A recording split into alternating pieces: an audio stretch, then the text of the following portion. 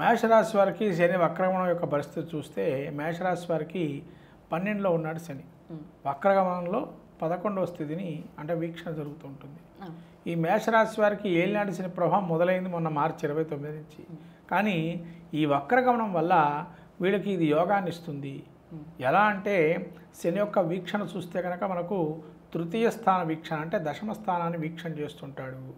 కాబట్టి రాజ్యం అంటే ఏదైనా కానీ కొంత కోల్పోయినటువంటి ఏదైతే సమయం కావచ్చు, రాజ్యం కావచ్చు, ధనము కావచ్చు, అవి మళ్ళీ తిరిగి పొందేట్టుగా అవకాశం ఉంటుంది. మళ్ళీ తిరిగి పొందుతూ ఉంటారు అని అర్థం.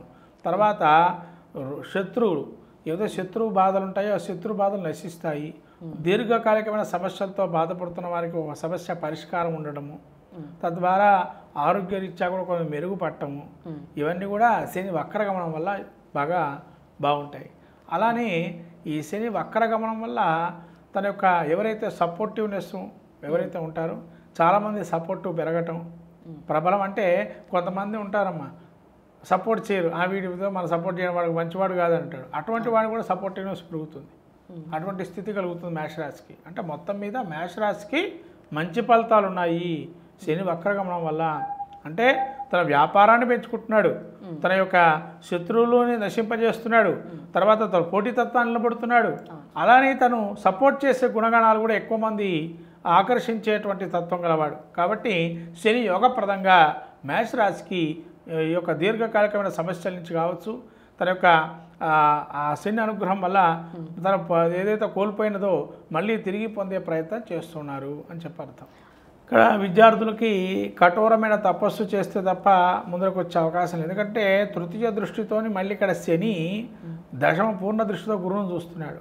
కాబట్టి కఠోరంగా తపస్సు చేస్తారు, మంచి లాభాలు వాళ్ళకి. కొంత తపస్సు వల్ల కఠోరంగా శ్రమ చేస్తే తప్ప పాస్ కావరు. వాళ్ళు విదేశాలకి ప్రయత్నం చేసే యోగం ఉంది కాబట్టి వెళ్ళొచ్చు, ప్రయత్నం చేయొచ్చు.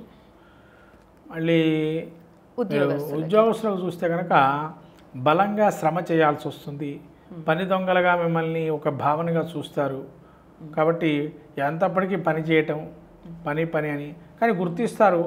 మీ యొక్క కష్టాన్ని గుర్తించి తగిన ఫలితాన్ని కూడా ఇస్తారు.